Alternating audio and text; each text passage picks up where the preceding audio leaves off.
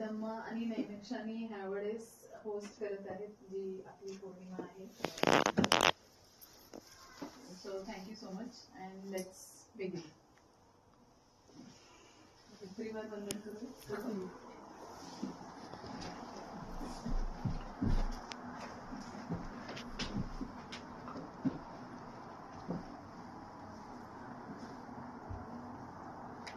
अंगुलीमालाची दीक्षा. ईसापूर्व 504. अंगुलीमाल कोशल देशातील एक क्रूर डाकू होता. गुरुदक्षिणा म्हणून त्याला 1000 माणसे मारून त्याची करंगड्याची माळ करायची होती. 999 हत्या पूर्ण झाल्या होत्या. फक्त एक बाकी होती. भगवान बुद्ध स्वतः त्याला सुधारण्यासाठी जंगलात गेले. थांब असे अंगुलीमालला ओरडला. तेव्हा बुद्ध शांतपणे म्हणाले, मी केव्हाच थांबलो आहे. पापकर्मापासून तू कधी थांबशील. या एका वाक्याने अंगुलीमालाचे हृदय परिवर्तन झाले आणि त्याने भिक्खू दीक्षा घेतली. ही पहिली श्रावण पौर्णिमेची पहिली महत्वाची घटना.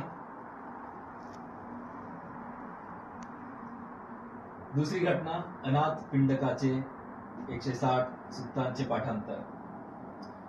Recording in progress. ज्याला त्याच्या दानशूरतेमुळे अनाथ पिंडक म्हणत तो भगवंताच्या परम भक्त होता. त्याने सोन्याची नाणी अंथरून जमीन विकत घेऊन भगवंतासाठी जेतवन नावाचा विहार बांधला. भगवंतानी आपले बरेच वर्षवास येथेच घालवले. अनाथ पिंडकाची धम्मभक्ती इतकी खोल होती की त्याने एका श्रावण पौर्णिमेला तब्बल 160 सुत्त तोंड पाठ महिलांना शिकवली. तिसरी महत्वाची घटना बौद्ध धम्माची पहिली विश्वसंगीती.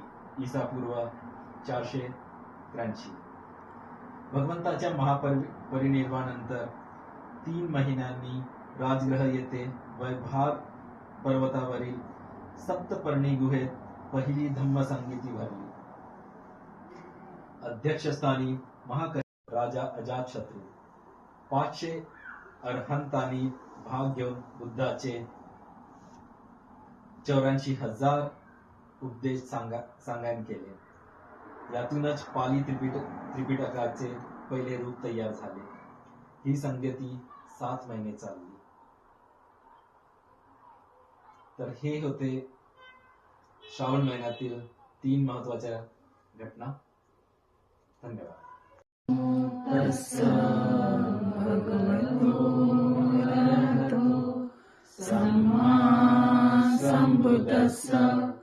नमो तस्सा भगवतो. I undertake the precepts To refrain from taking the life of any living creature. I undertake the precepts I undertake the precepts to refrain from taking that which is not given. taking that which is not given. I undertake the precepts I undertake the precepts to refrain from sexual misconduct. I undertake the precepts I undertake the precepts to refrain from lying. I undertake the precepts I undertake the precepts to refrain from consuming intoxicating drinks and drugs which lead to carelessness. Positive precepts. With deeds of loving kindness, I purify my body. With open-handed generosity, I purify my body. With stillness, simplicity, and contentment, I purify my body. With truthful communication, I purify my speech. With mindfulness, clear and radiant, I purify my mind.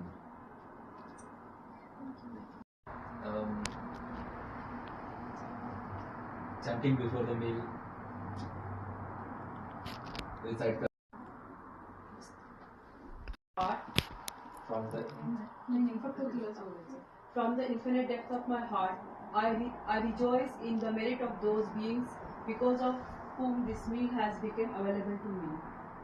I consume this without craving. I consume this meal for the nourishment of my body, so that I may practice the Dhamma. I consume this meal mindfully, and I remain aware every activity and every sensation. I consume this wisely, knowing that every grain of this food is impermanent and empty. May the welfare of all beings come about through my act of taking this food.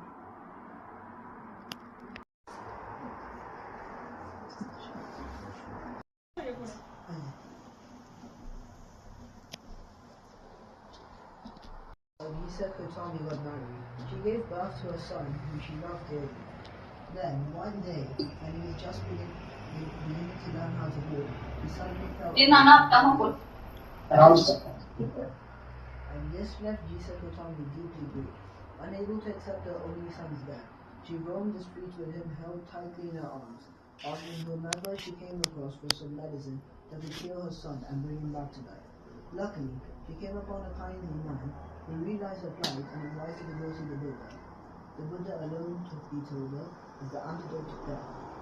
When the Buddha saw Lisa Kotami, he realized that she was too grief-stricken to listen to reason, so resorted to some skillful means to help her. He told her that he could indeed restore her son back to life if she could get him a mustard seed. However, the Buddha agreed, a mustard seed must not come from any household where death has ever occurred. If you can bring one back to me, your child will live again. Lisa Kotami felt great relief and was overjoyed at the prospect of having her son once more laid into the sight.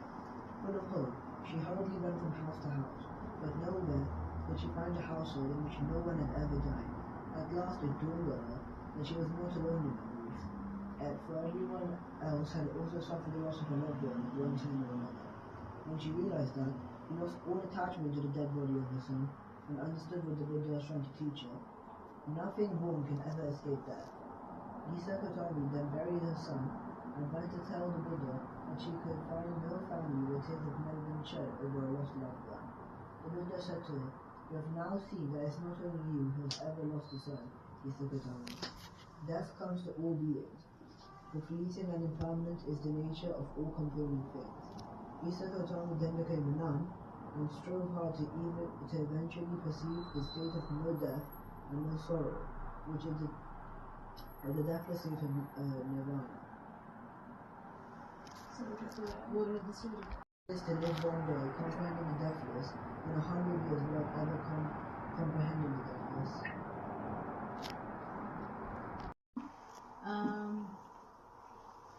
जो अगस्त का महीना है ये हमारे बहुजन और बहुजन महानायक और महानायिका इनके लिए काफ़ी महत्वपूर्ण है। तो उनमें से सबसे पहला तो आता है कि 1 अगस्त जहाँ जब लोक शाहिर अन्नाभाऊ साठे तो वो एक उनके जन्मदिन आता है 1 अगस्त को। तो मैं उनके बारे में कुछ लाइन्स पढ़ूंगी यहाँ पर। आज श्रावण पूर्णिमा के इस शुभ अवसर पर हम केवल पूर्णिमा नहीं मना रहे बल्कि उन विचारों को भी याद कर रहे हैं जो हमें समानता, करुणा, मानवता की ओर लेके जाते हैं। अगस्त महीने में जन्मे लोक शाहिर अन्नाभाऊ साठे एक ऐसे महान व्यक्तित्व थे। 1 अगस्त 1920 को महाराष्ट्र में जन्मे अन्नाभाऊ ने गरीबी, जातिगत भेदभाव और सामाजिक विषमता को बहुत करीब से देखा। औपचारिक शिक्षा का अवसर न मिलने के बावजूद उन्होंने अपने अनुभव को साहित्य, कविता और लोक कला में बदल दिया। उनकी सबसे बड़ी खूबी यह थी कि उन्होंने समाज के उस व्यक्ति की आवाज बनने का प्रयास किया जिसकी आवाज अक्सर दबा दी जाती थी। मजदूर, किसान, गरीब और वंचित व्यक्ति। उनका साहित्य हमें बताता है कि इंसान की पहचान उनकी जाति या जन्म से नहीं बल्कि उनके संघर्ष, कर्म और मानवता से होनी चाहिए। बाबा साहेब डॉक्टर अंबेडकर के समता और सामाजिक न्याय के विचारों से भी अन्ना भाऊ की विचारधारा का महत्वपूर्ण संबंध दिखाई देता है। इसीलिए आज बुद्ध की करुणा और बाबा साहेब के लिबर्टी, इक्वालिटी फेटर्निटी के विचारों को याद करते हुए अण्णा भाऊ साठे जैसे महान व्यक्तित्व से प्रेरणा लेना हमारे लिए बहुत सार्थक है। इस पूर्णिमा पर हम संकल्प ले रहे हैं कि हमारे घर, हमारे परिवार और हमारे समाज में किसी के साथ भेदभाव नहीं होगा और हमें ज्ञान, करुणा, समानता और बंधुत्व को आगे बढ़ाएंगे। इसके साथ और कुछ की डेट्स हैं, जैसे कि 3rd of August को हिस्टोरिक डे है जब 1947 when Dr. B.R. Ambedkar was appointed as independent India's first law minister and chairperson of the drafting committee for Indian Constitution. 10th of August को फूलन देवी है, उनका भी जन्मदिन आता है।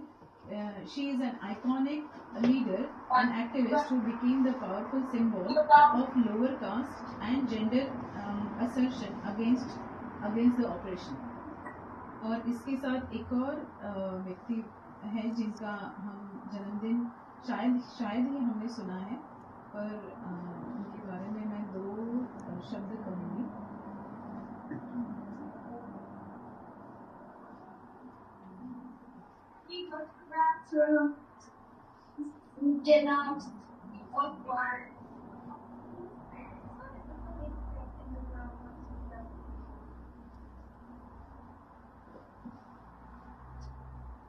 Okay, Ayakali, he is from the Kerala.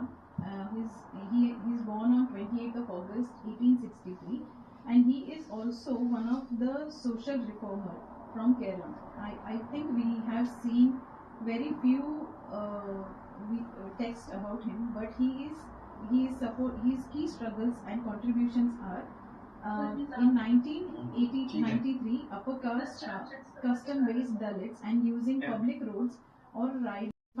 Define this, Ayakali bought a bullock cart dressed in attire traditionally reserved for upper caste Hindus and rode through the public roads of Venganur.